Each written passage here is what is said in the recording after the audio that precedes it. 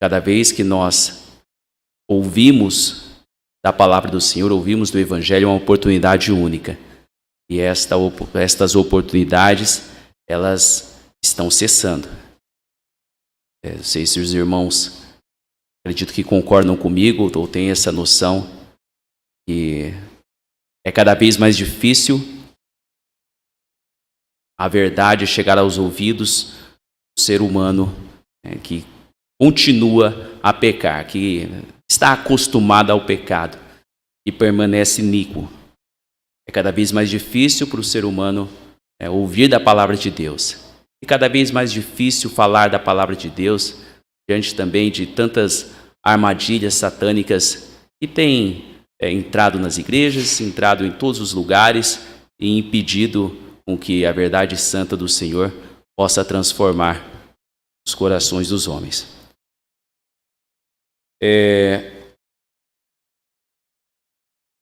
O título da mensagem que trago para os irmãos hoje diz respeito a um chamado. Você é capaz de ouvir o chamado de Deus? É o título que eu sugeri, tema da mensagem de hoje. E agradeço ao Senhor, agradeço a Deus também por estar mais uma vez aqui no púlpito, diante dos irmãos. E esta mensagem eu trago aos irmãos para nós refletirmos a respeito do chamado que Deus faz a toda a humanidade.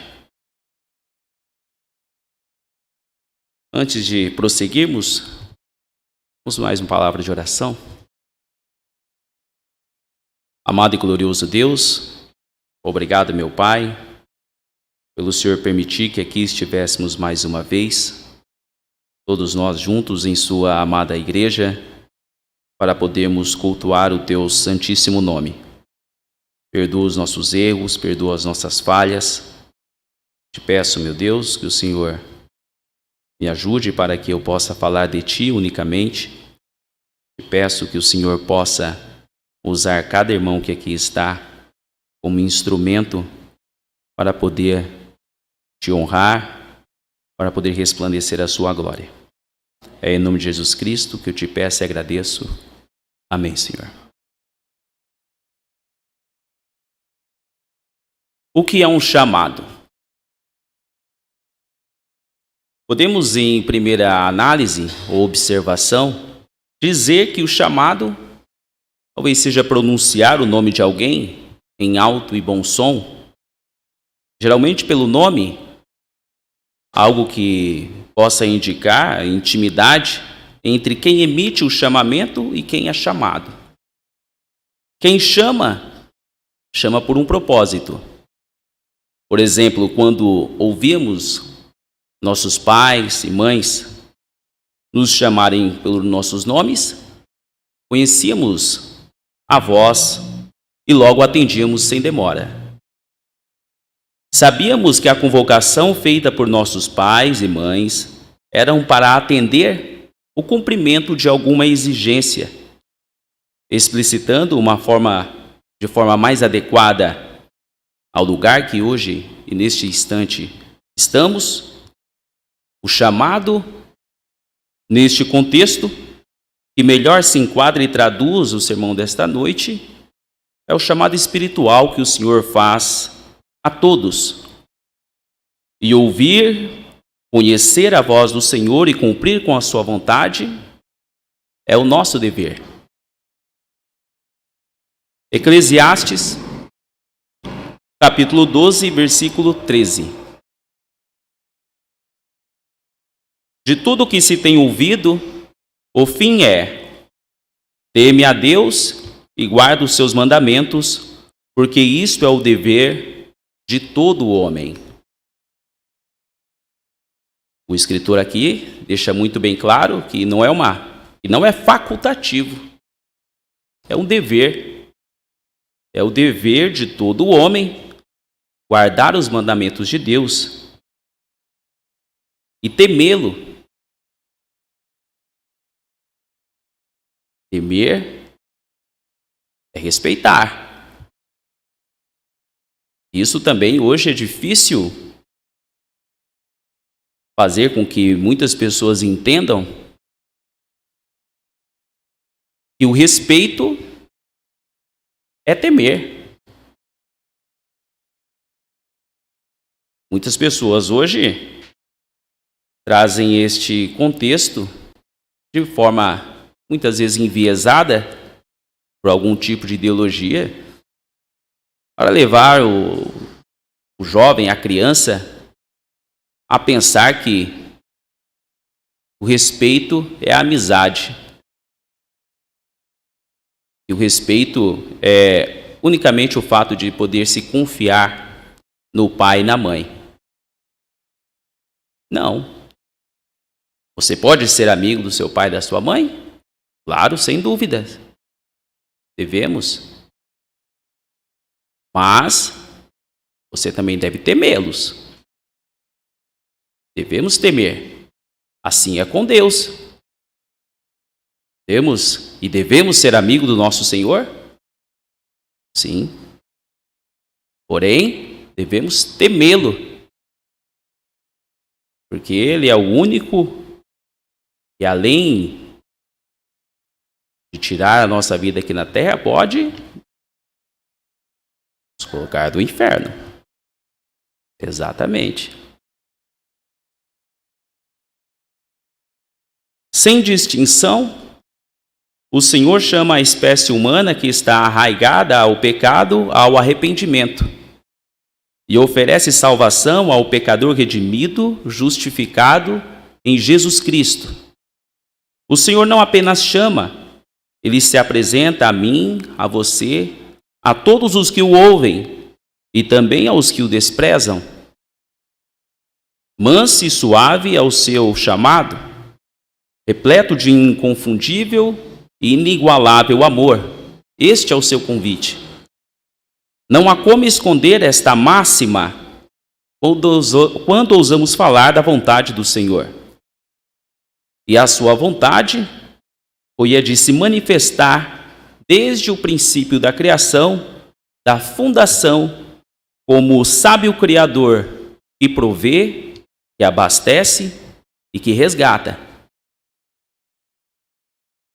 Provérbios, capítulo 8, versículo 22 ao 29. O Senhor me possuiu no princípio de seus caminhos, desde então e antes de suas obras.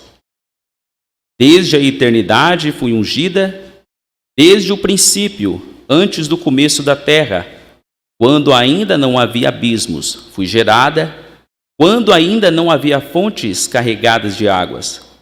Antes que os montes se houvessem assentado, antes dos outeiros, eu fui gerada. Ainda ele não tinha feito a terra, nem os campos, nem o princípio do pó do mundo. Quando ele preparava os céus, aí estava eu. Quando traçava o horizonte sobre a face do abismo.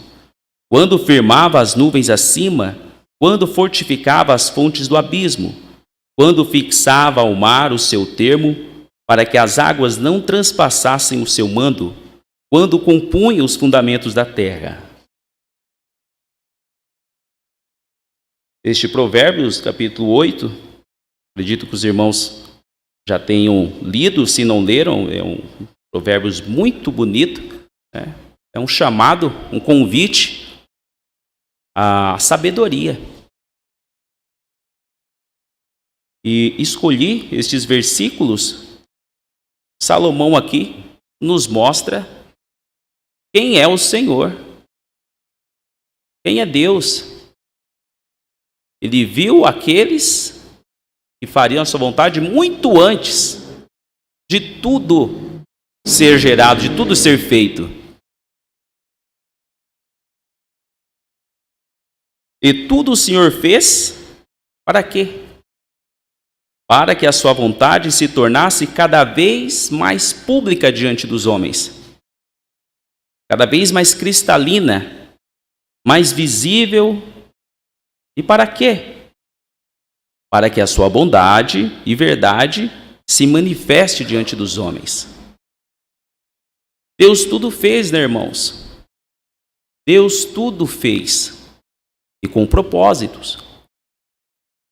Ele fez tudo o que vemos, toda a criação, antes mesmo de um dia chegarmos ao conhecimento da salvação, podíamos vislumbrar a criação que o mundo é e perguntar: nossa, como tudo isso foi feito? Através das mãos de um Criador, através das mãos de um Deus poderoso. 1 Timóteo, capítulo 2, versículo 3 e 4.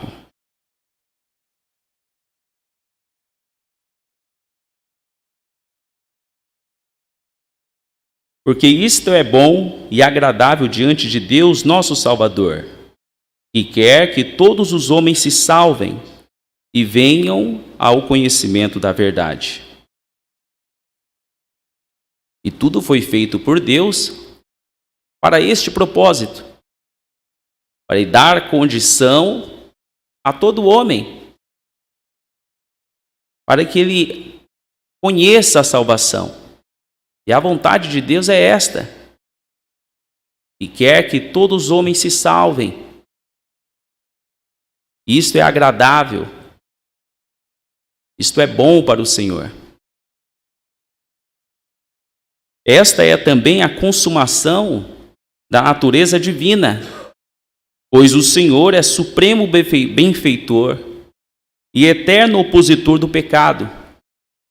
Sendo o supremo benfeitor, executou um plano de salvação que evidencia sua supremacia e bondade.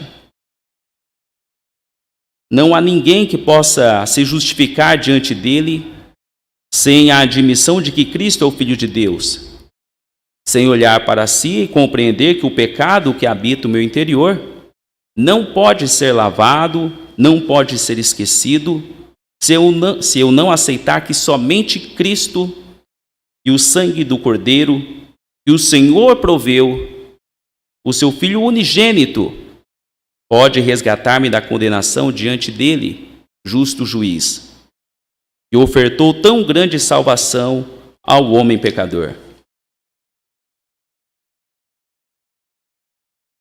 Hebreus capítulo 2, versículo 3.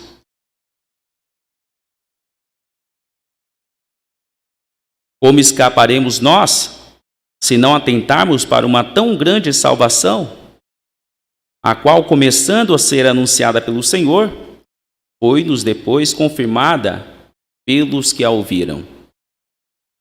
Se hoje, após milênios, a palavra que conduz a esta tão grande salvação continua a ser pregada, é certo que ela é a confirmação de que foi ouvida. E uma vez ouvida, foi provada a sua eficácia. E sua eficácia é demonstração do poder de Deus por meio do testemunho dos que tiveram fé e atenderam à voz do Senhor. Alguns em meio à multidão ouviram, e por estes alguns é que Deus manteve as portas de sua igreja aberta. E em meio à multidão de pecadores, a graça do Senhor superabundou. Portanto, não importam os tempos e as dificuldades desses tempos. Quando o Senhor verbalizou sua vontade através da cruz, não houve quem pudesse intervir. E ainda hoje não há. E quando o homem se submete à sua boa e agradável vontade, tudo o que é impossível diante dos seus olhos se torna possível, pois a ele tudo é possível. Irmãos, o Senhor fez tudo perfeito. O Senhor fez tudo perfeito para que a sua boa e agradável vontade fosse cumprida, para que seus propósitos fossem cumpridos. E o cumprimento de seus propósitos foi através, mediante, muitas vezes ele usou de homens que atenderam o que ouviram a sua voz.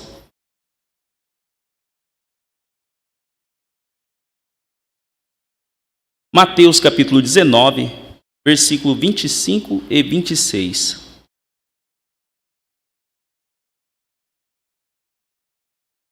Os seus discípulos, ouvindo isto, admiraram-se muito, dizendo: quem poderá, pois, salvar-se?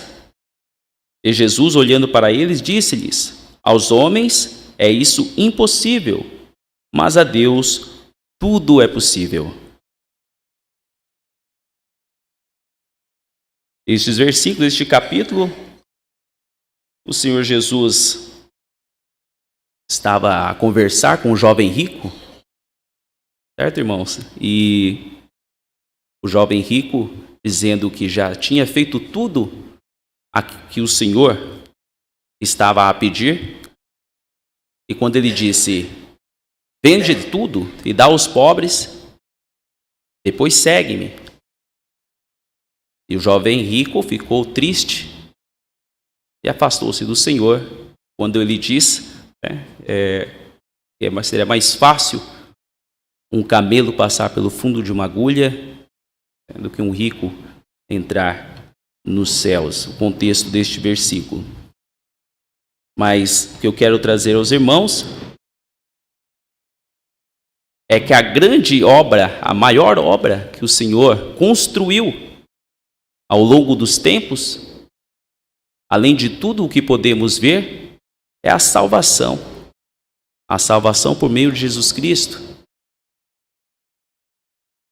A nós, homens, pecadores, imperfeitos, decaídos, nada disso seria possível. O fogo eterno que estava preparado a nós, fatalmente nos consumiria. Seria o resultado justo de nossa pena. Mas o Senhor tudo fez, tudo preparou para poder, em seus propósitos, dar a condição da salvação ao homem, para que fosse glorificado pelo homem.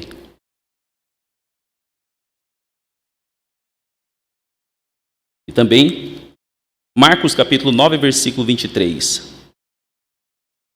E Jesus disse-lhe: se tu podes crer, tudo é possível ao que crê.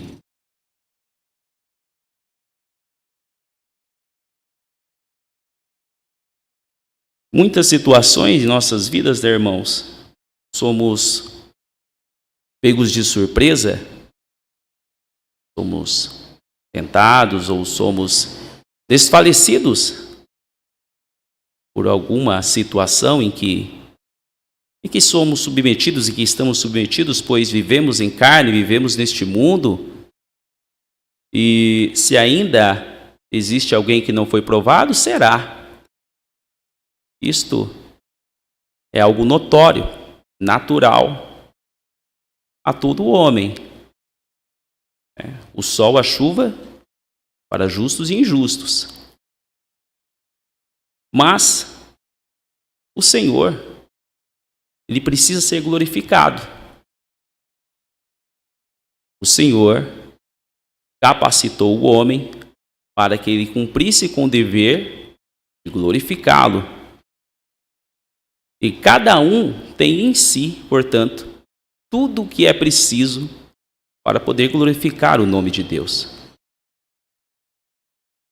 O Senhor distribuiu diferentes dons, diferentes capacidades, qualidades, virtudes, para que todos nós pudéssemos cumprir com esse dever. Como somos abençoados por Ele, o Senhor onipotente, onipresente, onisciente, alfa e ômega, aquele que é e não foi gerado, mas que tudo fez. Aquele que é dono de tudo e por sua bondade coloca em nossas pobres mesas terrenas o maná santo e eterno. Por sua palavra conhecemos exemplos de homens e mulheres que ouviram chamar os seus nomes e atenderam prontamente. Agora quero trazer aos irmãos dois exemplos, duas grandes biografias, dois personagens bíblicos. Gênesis, capítulo 12, versículos 1, 2, 3 e 4. Ora, o Senhor disse a Abrão: sai da tua terra, da tua parentela e da casa de teu pai, para a terra que eu te mostrarei.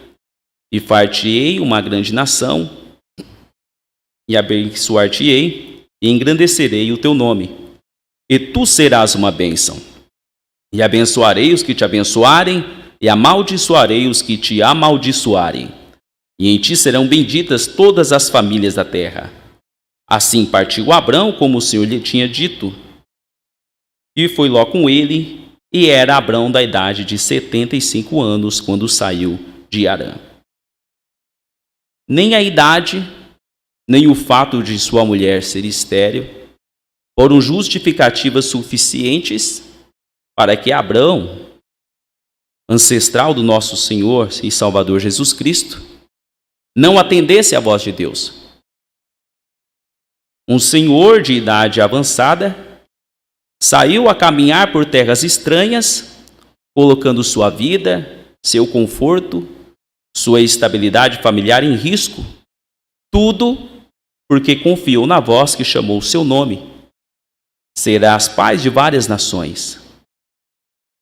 Quais seriam as chances disso acontecer se Abrão somente medisse este desejo dentro de suas possibilidades humanas?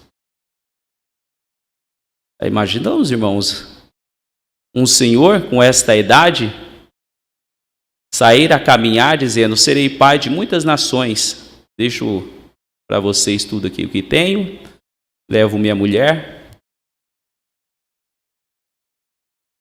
É algo que muitas vezes lemos na Bíblia e não paramos, talvez, para poder contextualizar a realidade. Isso de fato aconteceu. Cremos que isto de fato aconteceu, porque o propósito na vida de Abrão se cumpriu.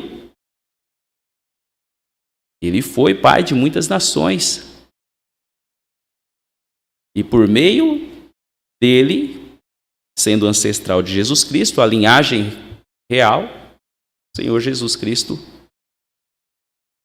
foi crucificado à cruz, também cumprindo com o propósito do Senhor.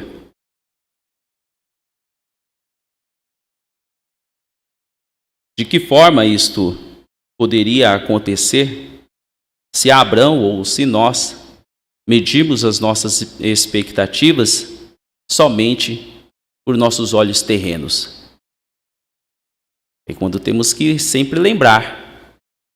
Jesus disse-lhe: se tu podes crer, tudo é possível ao que crê. Um homem de 75 anos, sem filhos, ouviu e creu. E as promessas do Senhor se cumpriram no servo e pai de muitas nações. E logo depois veio a se chamar Abraão. Agora imaginemos as chances de um homem contra um exército. Um homem contra um dos mais poderosos impérios já construídos na face da terra. Poder este que até hoje, em suas ruínas e edificações, deixam qualquer um deslumbrado diante da imponência de seu antigo reino. Êxodo, capítulo 3, versículo 4. Bradou Deus a ele do meio da sarça e disse: Moisés, Moisés. Respondeu ele: Eis-me aqui. Moisés se apresenta e ouve ao Senhor. Sua missão era a de libertar os hebreus das mãos do poderoso faraó. Moisés não conhecia tanto a Deus naquele instante como conhecia o faraó. Portanto, o medo e a insegurança que Moisés sentiu Foram reações naturais de quem observa a razão dos fatos por meio da razão humana. Êxodo capítulo 3, versículo 11. O diálogo aqui entre Moisés e o Senhor. Então Moisés disse a Deus: quem sou eu que vá a Faraó e tire do Egito os filhos de Israel? Moisés tinha a razão dos homens mais próxima do seu coração, mas ele provou da razão espiritual e da vontade do Senhor se cumprindo em sua vida. Por meio do poder de Deus, foi o instrumento certo e suficiente para livrar Israel de seu flagelo. Se tu podes crer, tudo é possível ao que crê. A Bíblia nos traz biografias de grandes homens que cumpriram com o propósito de Deus, que atenderam o seu chamado, que suportaram o peso da responsabilidade que lhes foi imposto, não porque eram fortes, vigorosos, sábios ou qualquer outro atributo ou virtude humana, mas porque tiveram fé e obedeceram à voz de Deus. Êxodo, capítulo 3, versículo 14. E disse Deus a Moisés: eu sou o que sou, disse mais, assim dirás aos filhos de Israel: eu sou, me enviou a vós. É tudo que precisamos, irmãos. É tudo que precisamos. Somos cientes das dificuldades do mundo de hoje. Acredito eu que todos que aqui estão, somos cientes das tempestades que estão por vir, dos tempos difíceis que estão se cumprindo. Mas não é porque eu sou fraco ou porque me acho forte. Não é porque eu sou menos inteligente ou me acho muito inteligente, não. É porque quem capacita é o Senhor. Quem dá a condição para que o propósito dele seja cumprido é Ele. Nada provém de nós.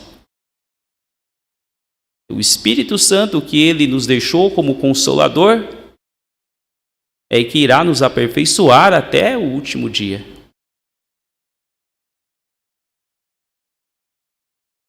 O Senhor chama, o convite das bodas está aberto. O Pai tem enviado seus servos pelos caminhos e valados, conclamando a todos que entrem para cear com Ele. Sua voz ressoa por toda a criação e nós, sendo feituras dele, temos tudo o que é necessário para atender o seu chamado. Cada um conhece os dons que possui para refletir a glória do Senhor. E uma vez dispostos a ouvir e a atender o seu convite, é Ele que supre, é Ele que cria, que restaura, que faz e desfaz. Porque a honra e a glória é para nós? Não. É para Ele. Somente dele. E para encerrarmos a mensagem desta noite, 2 Coríntios capítulo 3, versículo 18.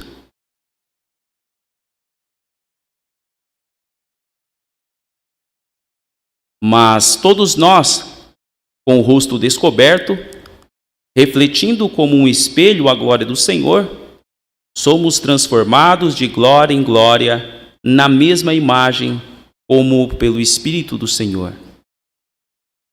Assim como foi no passado, assim é no presente e assim será no futuro.